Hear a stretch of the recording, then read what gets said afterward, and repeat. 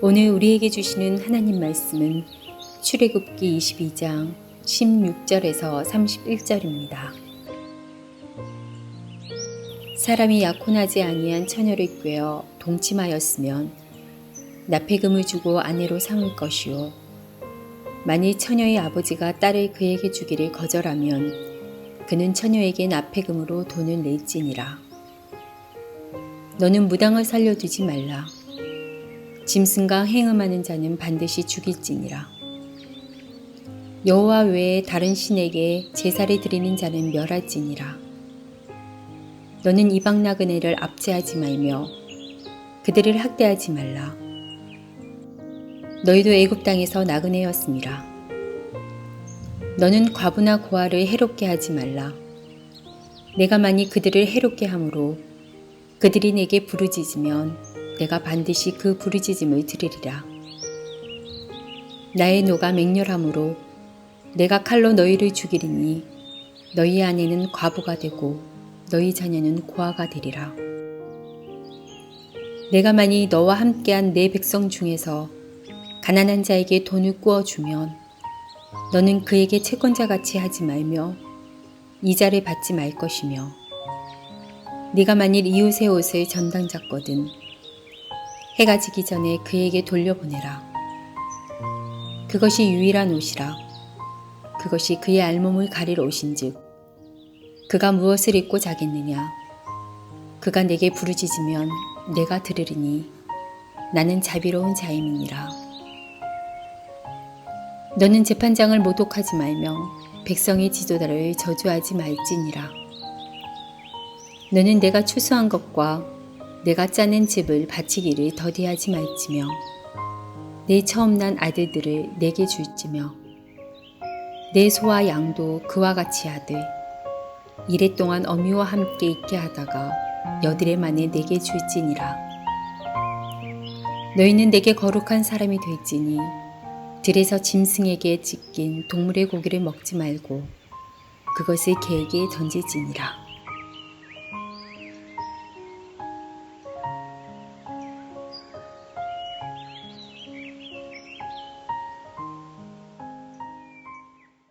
오늘 본문의 시작인 출애굽기 22장 16절과 17절은 처녀의 순교를 범한 자에 대한 처리 규정입니다.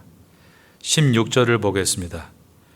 사람이 약혼하지 아니한 처녀를 꾀어 동침하였으면 납폐금을 주고 아내로 삼을 것이요 남성이 약혼하지 않은 처녀를 꾀어서 동침했을 때 남성만 좋아한 것인지 아니면 여성도 그 남성이 마음이 있는 것인지와 같은 다양한 상황들이 발생할 수 있습니다. 이때 납폐금을 내라고 하셨는데 그 비용은 신명기에 기록된 내용을 보면 은 50세겔을 지불하도록 되어 있습니다.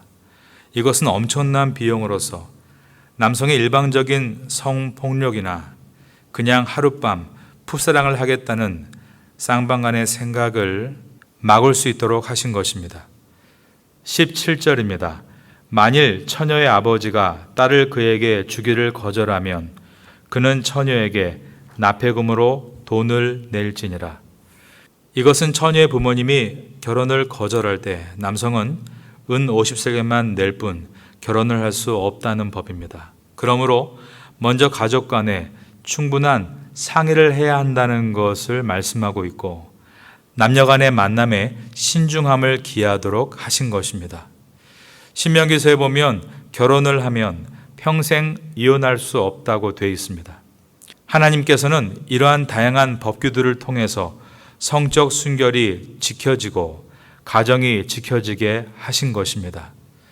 우리나라도 과거에는 혼전 성관계가 죄라는 개념이 분명히 있었고 교회 안에서 당연시하게 가르쳤는데 언제부턴가 교회 내에서 이런 가르침을 얘기하면 코웃음을 치는 일들이 일어나기를 시작했습니다. 교회가 세상의 음란한 풍속에 기준을 제시하기는커녕 세상의 변화에 끌려간다면 교회는 이 땅 위에서의 존재 목적을 잃어버리고 표류하는 배와 같게 되는 것입니다. 특별히 자녀들을 하나님의 교양과 훈계로 가르칠 수 있기를 바랍니다. 지금까지는 누가 이렇게 하면 이렇게 하라라는 형식의 판례법으로 말씀하셨습니다. 이제 18절부터는 이렇게 하라 정언법으로 말씀하십니다. 18절입니다. 너는 무당을 살려두지 말라. 무당은 사람들을 초자연적인 현상을 가지고 현혹하는 자들입니다. 이들은 하나님이 세우신 창조 질서를 왜곡하고 하나님의 인도하심을 불신하게 만드는 자들입니다. 하나님은 그들을 살려두지 말라는 엄한 명령으로 무당이 되려 하거나 무당에게 가까이 가는 것을 막으셨습니다. 19절입니다. 짐승과 행음하는 자는 반드시 죽일지니라. 이것은 하나님의 창조 질서를 심각하게 왜곡하는 행위입니다. 그래서 반드시 죽일지라, 반드시란 말이 들어갔습니다. 20절입니다. 여호와 외에 다른 신에게 제사를 드리는 자는 멸할지니라. 여기까지는 십계명의 1번부터 3번까지의 내용을 종합적으로 반영한 것이라고 할 수 있습니다. 십계명의 제1계명은 너는 나 외에는 다른 신들을 내게 있게 말지니라. 제2계명은 너를 위하여 새긴 우상을 만들지 말라. 그리고 제3계명은 너는 너의 하나님 여호와의 이름을 망령되이 일컫지 말라인 것입니다. 이어지는 21절부터 27절까지는 사회적 약자에 대한 보호법입니다. 21절에 보면 너는 이방 나그네를 압제하지 말며 그들을 학대하지 말라. 너희도 애굽 땅에서 나그네였음이라. 나그네를 압제하지 말고 학대하지 말라라고 하셨습니다. 나그네는 어떤 존재입니까? 가족들로부터 떠나 있고 땅을 소유하지도 못하고 본토인들의 권리를 가지지 못하는 사람들입니다. 법적 보호를 제대로 받지 못하는 사람들이 나그네인 것입니다. 이런 사람들을 알아서 선대해주면 고마운 일인데 그들을 착취하는 일들이 고대 사회에도 그리고 지금 현대 사회에서도 일어나고 있는 것이 현실입니다. 그런데 하나님께서 이러한 자들을 생각해 주시는 것을 볼 때 하나님의 따뜻함에 감동을 얻게 됩니다. 하나님께서는 나그네를 선대하라 정도가 아니라 심지어 나그네를 사랑하라라고 하셨습니다. 신명기 10장 19절을 읽어드립니다. 너희는 나그네를 사랑하라. 전에 너희도 애굽 땅에서 나그네 되었음이니라. 심지어 예수님은 마태복음 25장 35절에서 자신을 가리켜 나그네라고 하셨습니다. 그리고 신약시대의 교회들에게 나그네를 잘 대접할 것을 말씀하셨습니다. 디모데전서 3장 2절에 나그네를 대접하며 라고 나와 있고 디도서 1장 8절에도 오직 나그네를 대접하며 라고 되어 있습니다. 교회가 가진 중요한 덕목이 나그네를 대접하라고 하신 것입니다. 우리가 어려운 사람이 방문했을 때 잘 대접해드리고 선교사님들이 방문했을 때 잘 대접해드리는 것은 하나님의 말씀을 따라 하는 것입니다. 이어서 22절을 보겠습니다. 너는 과부나 고아를 해롭게 하지 말라. 고아와 과부를 잘 돌보라는 말씀이 22절부터 24절까지입니다. 그리고 가난한 자의 물건을 저당 잡고 돈을 꿔주는 문제에 대한 부분이 25절부터 27절까지입니다. 이처럼 나그네와 고아와 과부와 그리고 가난한 자들과 같은 소외된 사람들에 대해서 하나님은 잘 대접하고 돌봐야 한다라고 말씀하셨습니다. 하나님은 부자든 가난한 자든 다 사랑하십니다. 그런데 하나님은 부자든 가난한 자든 가난한 자를 돌보기를 원하십니다. 이스라엘 백성은 처음에 가나안 땅에서 거의 동일하게 땅을 분배받았습니다.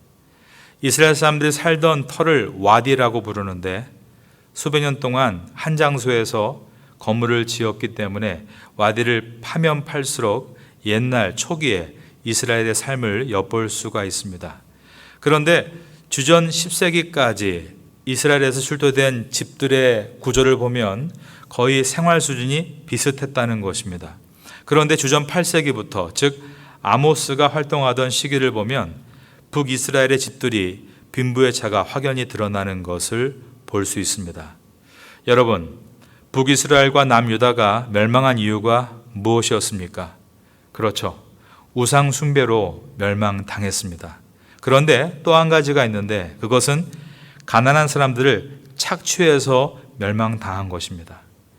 이사야서 1장에 보면 이스라엘이 멸망당할 수밖에 없었던 죄악들이 나옵니다. 거기에 보니까 23절에 이런 말씀이 있습니다. 내 고관들은 패역하여 도둑과 짝하며 다 뇌물을 사랑하며 예물을 구하며 고아를 위하여 신원하지 아니하며 과부의 송사를 수리하지 아니하는도다. 가난한 자들을 외면한 것이 이스라엘이 멸망한 이유라고 하신 것입니다. 여러분, 우리가 영성을 이야기할 때 너무 관념적으로 이야기하지 말아야 합니다. 신비한 체험, 종교적인 예식을 하는 것이 영성이 아닙니다. 영성은 가난한 자를 어떻게 대하는가입니다. 예수님은 지극히 작은 자에게 행하는 것이 곧 나에게 하는 것이라고 말씀하셨습니다. 출애굽기 22장 23절을 봅니다. 내가 만일 그들을 해롭게 함으로 그들이 내게 부르짖으면 내가 반드시 그 부르짖음을 들으리라. 여기서 부르짖다라는 이 단어는 이스라엘 백성들이 애굽에서 노예로 있을 때 하나님께 부르짖은 것과 같은 단어입니다. 그때 하나님께서 그들의 부르짖음을 들으시고 불의한 애굽을 심판하셨습니다. 마찬가지로 이스라엘도 불의하게 가난한 자들을 착취할 경우 심판하시겠다라고 하신 것입니다. 24절입니다. 나의 노가 맹렬함으로 내가 칼로 너희를 죽이리니 너희의 아내는 과부가 되고 너희 자녀는 고아가 되리라. 25절부터 27절은 가난한 사람에게 돈을 꾸어줬을 때 어떻게 해야 하는가에 대한 말씀입니다. 내가 만일 너와 함께한 내 백성 중에서 가난한 자에게 돈을 꾸어주면 너는 그에게 채권자같이 하지 말며 이자를 받지 말 것이며, 여기서 이자의 히브리어 의미가 물어뜯다라는 뜻입니다. 하나님은 가난한 사람에게 돈을 꾸어주었을 때 이자를 받지 말라라고 하셨습니다. 그 당시에 왜 이자가 의미가 물어뜯다라고 되어 있는가 하면 그 당시 고대 근동의 법을 보니까 하므라비 법전에 곡식일 경우 이자가 무려 33.3%였다라고 되어 있습니다. 곡식을 얻은 이유는 배고파서 아니겠습니까? 그런데 배고픔을 채우기 위해서 빌린 곡식의 이자가 무려 33.3%였다는 것입니다. 또 메소포타미아에서 발견된 대부 계약서에 보면 거기엔 무려 이자가 50%였다라고 되어 있습니다. 세상은 이처럼 가난한 사람들을 착취합니다. 그런데 하나님은 결국 그렇게 해서는 안 된다라고 말씀하고 있는 것입니다. 가난한 사람을 일으켜 세우기 위해 돈과 곡식을 빌려주는 것은 선한 일이지만 그들을 착취하기 위해 돈과 곡식을 빌려주는 것은 악한 것이라고 하신 것입니다. 26절을 보겠습니다. 내가 만일 이웃의 옷을 전당 잡거든 해가 지기 전에 그에게 돌려보내라. 여기서 옷은 겉옷을 말하는 것입니다. 가난한 사람에게 겉옷은 추운 밤을 버티는 이불과 같았습니다. 너무 가난한 사람이 겉옷을 저당 잡히고서라도 돈을 빌렸다 했을 때 저녁에는 그 옷을 돌려주라고 하셨습니다. 27절입니다. 그것이 유일한 옷이라. 그것이 그의 알몸을 가릴 옷인즉 그가 무엇을 입고 자겠느냐. 그가 내게 부르짖으면 내가 들으리니 나는 자비로운 자임이니라. 이 말씀은 채권자의 소유권보다 중요한 것은 채무자의 생존권임을 말씀하신 것입니다. 하나님은 우리에게 사유재산을 허락하셨습니다. 사람들은 평생 사유재산을 늘리기 위해 힘쓰고 애쓰며 살아갑니다. 열심히 일하고 재산을 모으는 일이 나쁘다고 말할 수 없습니다. 그런데 사유재산을 늘리는 방법이 순수한 땀으로 늘리는 것이 아니라 부동산 투기와 같은 다단계와 같은 돈을 굴려서 돈을 버는 일은 분명 누군가 피해를 얻는 것임을 생각하고 경계해야 합니다. 대부분 가난한 사람들이 피해를 입는 것입니다. 하나님께서 사유재산을 허락하신 이유는 그 돈을 불려서 더 많은 재산을 축적하라고 하신 것이 아니라 사유재산을 가지고 가난한 사람들을 도우라고 하신 것입니다. 하나님이 금지하신 것이 두 가지입니다. 지나친 부와 지나친 가난입니다. 고린도후서 8장을 한번 참고하시면 되겠습니다. 참 기쁨은 소유에 있는 것이 아니라 나눔에 있다고 하신 것입니다. 행복은 물질을 모으는 것으로 결코 올 수 없습니다. 행복은 물질을 나눌 때 부산물로 오는 것입니다. 이어지는 28절을 보겠습니다. 너는 재판장을 모독하지 말며 백성의 지도자를 저주하지 말지니라. 여기서 재판장으로 번역된 단어는 히브리어로 엘로힘입니다. 하나님이란 뜻입니다. 그래서 우리말 성경은 이 28절을 하나님을 모독하지 말고 내 백성들의 지도자를 저주하지 말라라고 번역했습니다. 영어 성경인 NIV도 Do not blaspheme God 이라고 번역했습니다. 하나님을 모독한다는 뜻은 하나님을 가볍게 여긴다는 뜻입니다. 우리는 하나님을 가볍게 여긴다 이것을 추상적으로 생각하지만 28절부터 보면 세 가지를 정확하게 말씀하고 있습니다. 첫째는 지도자를 저주하는 것이라고 하셨습니다. 지도자는 1차적으로 하나님이 세우신 사람이죠. 우린 그것을 기억하고 가정에서, 교회에서, 또한 사회 속에서 지도자의 권위를 인정하고 순종할 수 있어야 합니다. 그리고 지도자는 자신의 권위가 1차적으로 내가 아닌 하나님으로부터 온 것임을 기억하고 두려워해야 합니다. 많은 지도자들이 독재자가 되고 망하는 이유는 하나님을 두려워하지 않고 권력을 악용했기 때문입니다. 하나님을 모독하는 것, 두 번째는 여호와의 것을 여호와께 돌리지 않는 것입니다. 29절과 30절입니다. 너는 내가 추수한 것과 내가 짜낸 즙을 바치기를 더디하지 말며 내 처음 난 아들들을 내게 줄지며 내 소와 양도 그와 같이 하되 이래 동안 어미와 함께 있게 하다가 여드레 만에 내게 줄지니라. 하나님의 것을 하나님께 돌리지 않는 것이 바로 여호와 하나님을 가볍게 여기는, 즉 모독하는 일이 되는 것입니다. 여기에 처음 난 아들을 하나님께 드리라, 이 뜻은 아들을 죽여서 바치라는 뜻이 아닙니다. 출애굽 당시에 애굽의 모든 장자가 죽는 사건을 기억하라는 말씀입니다. 즉 첫째 아들이 다 산 이유는 하나님께서 은혜를 베푸셨기 때문이었다. 이 첫째 아들은 가족 전체를 대표합니다. 그러므로 이스라엘 백성이 출애굽을 할 수 있었던 이유는 오직 하나님의 은혜였음을 기억하라는 말씀입니다. 그러므로 이 첫째 아들들은 이스라엘 안에서 경건하게 자라서 가족의 예배를 주관하는 일을 하다가 나중에는 레위인들이 이 일들을 전담하게 됩니다. 하지만 이 정신은 계속해서 이어져서 청교도들이 미국 땅에 처음 도착해서 새로운 삶을 시작할 때 장남들을 하나님께 드리는 마음으로 목사가 되도록 공부를 많이 시켰습니다. 그 결과 미국 초창기 때 학교의 교장, 또 대학의 학장, 정치인들 다수가 패스터, 목사님들로 채워지기까지 했습니다. 그 당시에 가장 공부를 많이 시키고 뛰어난 장남을 목사가 되도록 했기 때문입니다.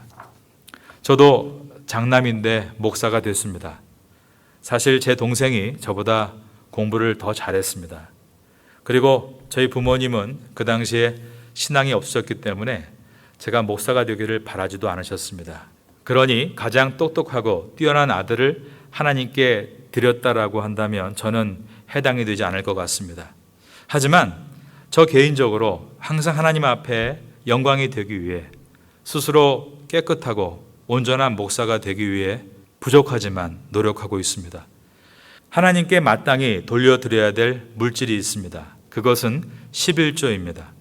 11조는 분명 믿음의 분량대로 드릴 수 있는 부분이라고 생각합니다. 그런데 내가 11조를 드리지 않는다고 해서 하나님의 말씀을 호도해서는 안 됩니다.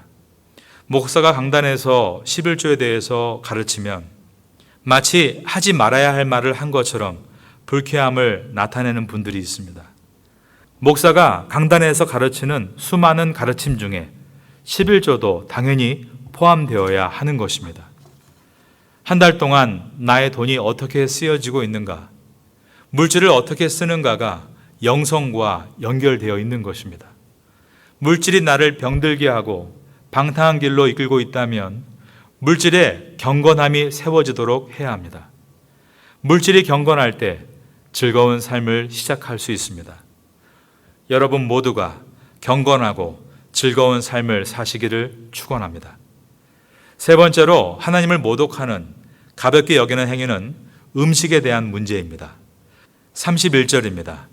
너희는 내게 거룩한 사람이 될지니 들에서 짐승에게 찢긴 동물의 고기를 먹지 말고 그것을 개에게 던질지니라. 무엇을 먹어야 하는가, 먹지 말아야 하는가에 대해서 신학이 필요합니다. 신학적으로 들에서 찢긴 고기를 먹어서는 안 되고 피를 먹어서는 안 된다. 이것을 정결법이라고 합니다. 그런데 신학에서 멈추지 않고 더 넓혀서 신앙적으로도 생각해야 합니다. 신학은 성도의 믿음을 지켜줍니다. 그런데 신앙은 전도의 문을 열어줍니다. 가령 주초 문제, 술 주자의 풀초자입니다. 술과 담배의 문제이죠. 어떤 사람들이 술, 담배 피지 말라고 성경에 어디에 쓰여 있느냐라고 자주 신학적인 논쟁을 합니다. 여기에 대한 답이 로마서 14장에 나와 있습니다. 초대교회 내에 우상에게 바친 고기를 먹어야 하는가 먹지 말아야 하는가로 교인들 내에서 갈등이 일어났을 때 사도 바울은 고기를 먹을 수 있다 선포합니다. 이것은 신학적인 답변입니다. 그런데 그 다음이 중요합니다. 내가 고기를 먹는 행동으로 인해서 누군가 실족한다면 나는 영원히 고기를 먹지 않겠다.